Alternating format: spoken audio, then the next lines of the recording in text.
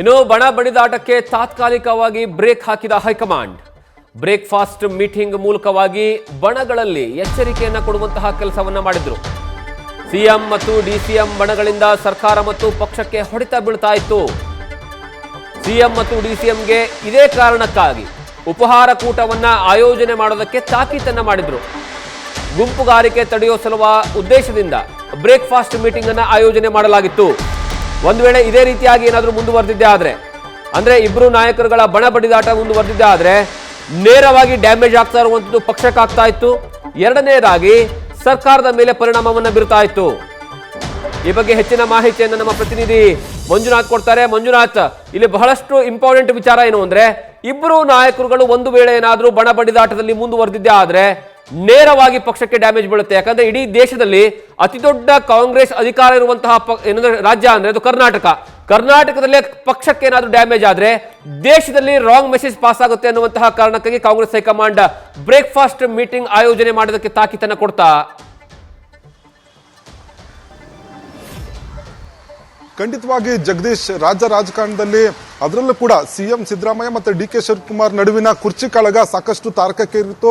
ಜೊತೆಗೆ ಇಡೀ ದೇಶಾದ್ಯಂತ ಈ ಒಂದು ವಿಚಾರ ಸಾಕಷ್ಟು ಸದ್ದು ಮಾಡಿತ್ತು.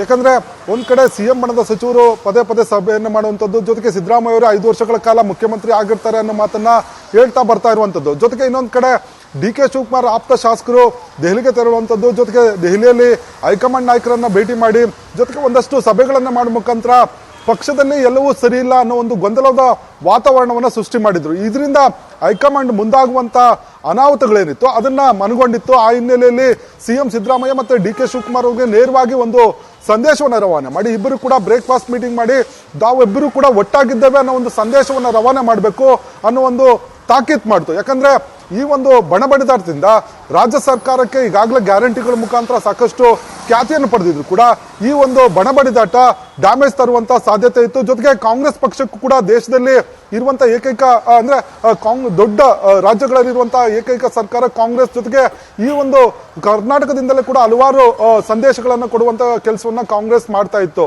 ಈ ಎರಡೂ ನೀತಿಗಳಿಂದ ಇವರಿಬ್ಬರ ಬಣ ಬಡಿದಾಟದಿಂದ ಕಾಂಗ್ರೆಸ್ ಪಕ್ಷಕ್ಕೆ ಡ್ಯಾಮೇಜ್ ಆಗ್ತಿತ್ತು. ಜೊತೆಗೆ ಮುಂದಿನ ದಿನಗಳಲ್ಲಿ ಡಿ.ಕೆ. ಶಿವಕುಮಾರ್ ಬಣ ಜೊತೆಗೆ ಸಿದ್ದರಾಮಯ್ಯ ಬಣ ಅಂತ ಹೇಳಿ ಪಕ್ಷಕ್ಕೂ ಕೂಡ ಡ್ಯಾಮೇಜ್ ಮಾಡುವಂತ ಕೆಲಸ ಆಗ್ತಿತ್ತು. ಅದು ಮುಂದಿನ ಚುನಾವಣೆಗಳ ಮೇಲೆ ಕೂಡ ಎಫೆಕ್ಟ್ ಆಗುವ ಸಾಧ್ಯತೆಗಳಿತ್ತು. ಹೀಗಾಗಿ ಸಿಎಂ ಸಿದ್ದರಾಮಯ್ಯ ಅವರಿಗೆ ಮತ್ತೆ ಡಿ.ಕೆ. ಶಿವಕುಮಾರ್ ಅವರಿಗೆ ನೇರವಾಗಿ ಸಂದೇಶ ಕೊಡುವ ಮುಖಾಂತರ ಎಲ್ಲ ಅಸಮಾಧಾನಗಳಿಗೆ ತಾತ್ಕಾಲಿಕ ಬ್ರೇಕ್ ಹಾಕುವಂತ ಕೆಲಸವನ್ನ ಹೈಕಮಾಂಡ್ ರವಾನೆ ಮಾಡಿರುವಂತದ್ದು. ಇದರಿಂದ ಈಗ ಸಚಿವರಾಗ್ಲಿ ಜೊತೆಗೆ ಶಾಸಕರಾಗ್ಲಿ ಯಾರು ಕೂಡ ತುಟಿ ಬಿಸ್ತಾ ಇಲ್ಲ. ಯಾಕಂದ್ರೆ ಹೈಕಮಾಂಡ್ ನಾಯಕರು ಒಂದು ಗಟ್ಟಿ ಸಂದೇಶವನ್ನು ರವಾನೆ ಮಾಡಿದ್ದಾರೆ. ಜೊತೆಗೆ ಇಬ್ಬರು ನಾಯಕರು ಒಗ್ಗಟ್ಟಾಗಿದ್ದಾರೆ, ನಮ್ಮಲ್ಲಿ ಯಾವುದೇ ಗೊಂದಲಗಳಿಲ್ಲ, ನಾವು ಎಲ್ಲರೂ ಒಗ್ಗಟ್ಟಾಗಿದ್ದೇವೆ ಅನ್ನೋ ಒಂದು ಮಾತನ್ನ ಹೇಳ್ತಾ ಇದ್ದಾರೆ. ಜೊತೆಗೆ ಯಾರ ಪರವಾಗಿ ಕೂಡ ಸಿದ್ದರಾಮಯ್ಯ ಪರವಾಗಿ ಅಥವಾ ಡಿ.ಕೆ. ಶಿವಕುಮಾರ್ ಪರವಾಗಿ ಹೇಳಿಕೆಗಳನ್ನು ಕೊಡ್ಲಿಕ್ಕೂ ಕೂಡ ಹಿಂದೇಟ್ ಹಾಕುವಂತ ಕೆಲಸಗಳನ್ನ ಮಾಡ್ತಾ ಇರುವಂತದ್ದು. ಈ ಮುಖಾಂತರ ಹೈಕಮಾಂಡ್ ಒಂದ್ ಕಡೆ ಪ್ರಬಲವಾಗಿದೆ ಅನ್ನೋ ಒಂದು ಸಂದೇಶವನ್ನು ಕೂಡ ಈಗ ರವಾನೆ ಮಾಡಿ ಈ ಎಲ್ಲ ಒಂದು ಗೊಂದಲಗಳಿಗೆ ತಾತ್ಕಾಲಿಕ ಬ್ರೇಕ್ ಹಾಕುವ ಮುಖಾಂತರ ಮುಂದಾಗುವ ಅನಾಹುತಗಳು ಕೂಡ ಕಡಿವಾಣ ಹಾಕುವ ನಿಟ್ಟಿನಲ್ಲಿ ಹೈಕಮಾಂಡ್ ಮುಂದಾಗಿರುವಂತದ್ದು. ಜಗದೀಶ್, ಥ್ಯಾಂಕ್ ಯು ಮಂಜುನಾಥ್ ನಿಮ್ಮೆಲ್ಲ ಮಾಹಿತಿಗಾಗಿ. ನ್ಯೂಸ್ ಫಸ್ಟ್ ನಿರ್ಭೀತಿಯಿಂದ ನಿಮ್ಮ ಪರವಾಗಿ.